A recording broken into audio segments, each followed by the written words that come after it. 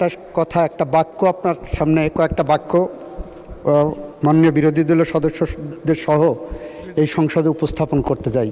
এটি এমন একটি বিল যে বিলের মধ্যে ক্রাইম এগেনস্ট হিউম্যানিটির ডেফিনেশনের মধ্যে গুমকে অন্তর্ভুক্ত করা হয়েছে। এটি এমন একটি বিল যে বিলের মাধ্যমে আমরা আন্তর্জাতিক অপরাধ ট্রাইব্যুনালে গুমের বিচারকে সঠিক পথে নিয়ে যাওয়ার জন্য আমরা গুমকে একটি মানবতা বিরোধী অপরাধ হিসেবে ডিফাইন করেছি।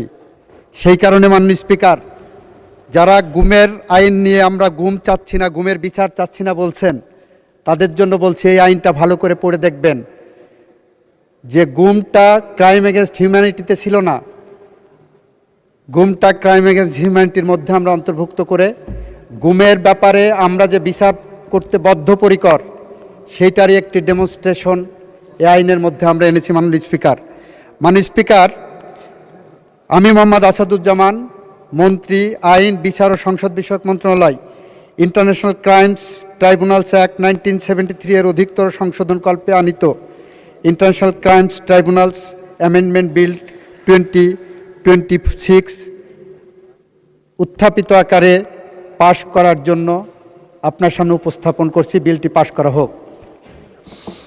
ধন্যবাদ মাননীয় মন্ত্রী।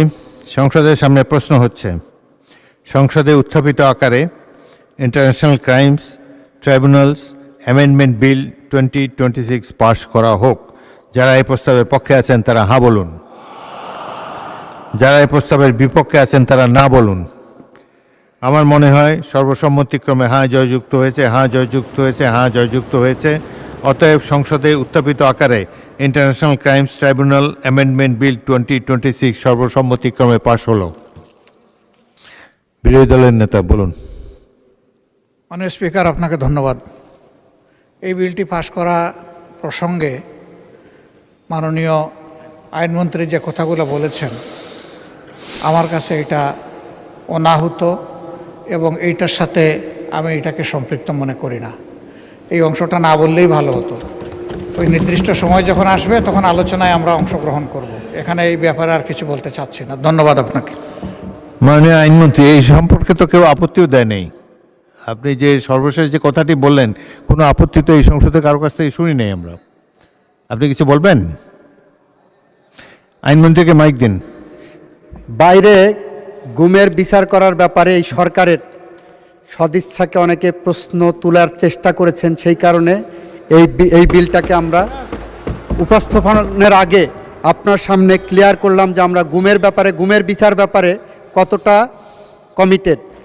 এই সরকার গুমের সাথে সম্পৃক্ত অপরাধীদেরকে বিচারের আওতায় আনার জন্য কতটা কমিটেড সেইটাই মান্য স্পিকার আপনার মাধ্যমে গোটা পার্লামেন্ট এবং দেশবাসীকে অবহিত করলাম।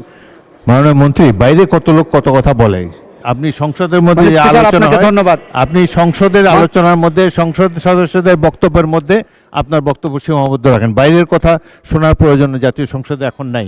এখানে আইন অনুযায়ী, বিধি অনুযায়ী যেটি উত্থাপিত হবে সে ব্যাপারেই আমরা কার্যক্রম গ্রহণ করব। ধন্যবাদ। এ ব্যাপারে আর বক্তব্য শোনার প্রয়োজন নেই।